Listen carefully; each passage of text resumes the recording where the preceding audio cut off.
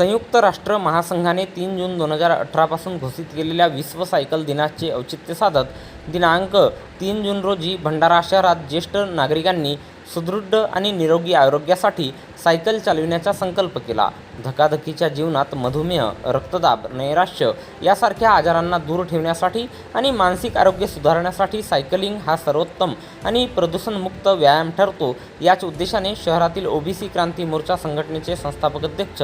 संजय मते यांच्या नेतृत्वाखाली प्रतिष्ठित ज्येष्ठ नागरिकांच्या सायकलिंग ग्रुपने परिसरातील खेड्यापर्यंत सायकल चालवत जवळच असलेल्या प्रसिद्ध कोरंबी देवस्थानाला भेट दिली आणि निरोगी आयुष्याची कामना केली। या उपक्रमाद्वारे बालक, तरुण आणि वृद्धांना आरोग्यदायी जीवनशैलीचा संदेश देण्यात आला असून याप्रसंगी सेवानिवृत्त प्राध्यापक विद्यानंद भगत, प्रसिद्ध ज्वेलर्स प्रीतम फाये, यशवंत गायधने, गोविंदराव रेहेपाडे, ओम